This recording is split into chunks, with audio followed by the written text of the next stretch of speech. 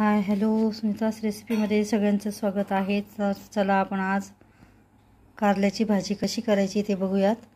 मी इथे धुवून ते आता अशा पद्धतीने कापून घेतलेले आहेत। आता ह्या कापलेल्या फोडींना आपण मीठ लावून ठेवणार आहोत।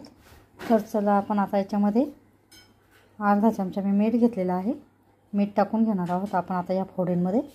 मीठ लावून याला 10-15-20 मिनिट आपण बाजूला ठेवून देणार आहोत। मला याचं कडू पाणी निघून जाईल सगळं। इथे बघू शकता आपण अर्धा चमचा मीठ टाकून घेतलेलं आहे। आता याला आपण छान मिक्स करून घ्यायचं आहे। तुम्ही बघू शकता हे अशा पद्धतीने, आणि याच्यावर झाकण ठेवून आपण आता याला 10-15 मिनिटं बाजूला ठेवून देणार आहोत।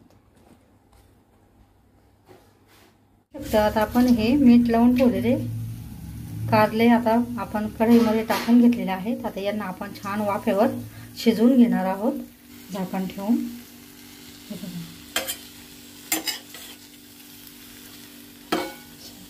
अशा पद्धतीने आपण त्याला थोडं वाफून द्यायचं आहे, 5-10-15 मिनिटं चांगलं शिजेपर्यंत। वाफून झालेले आहेत अशा पद्धतीने। आपण त्यांना असे कोरडेच पिळून टाकले होते याच्यामध्ये कढईमध्ये आणि वाफून घेतले थोडे गरम करून। आता ते नरम झालेले आहेत। आता हे काढून घेणार आहोत आता बाजूला, आणि आपण आता कढईत छान फोडणी करून घेऊ। आता कढईमध्ये 2 चमचे तेल टाकून घेतलेलं आहे, मोहरी टाकून घेतली आहे। आता आपण जिरे टाकून घेऊ अर्धा चमचा। जिरे मोहरी छान तडतडू द्यायची आहे।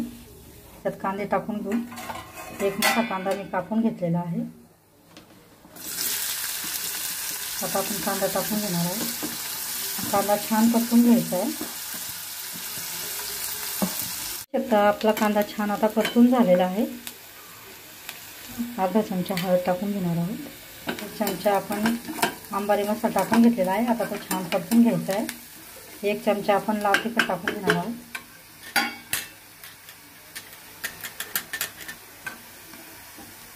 तो पण छान परतून घ्यायचा आहे।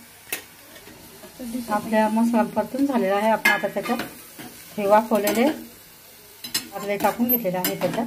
तुम्ही ते बघू शकता अशा पद्धतीने ते छान मिक्स करून घ्यायचे आहे। मीठ टाकायची गरज नाही आहे, कारण आपण मीठ लावून ठेवलेले ते कारले, त्याच्यामुळे मीठ नाही टाकायचं।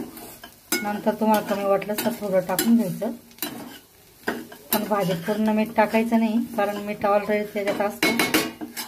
आपण मीठ लावूनच ठेवलेलं असतं त्या कारल्याला, त्याच्यामुळे त्याच्यात मीठ ऑब्झर्व झालेलं असतं।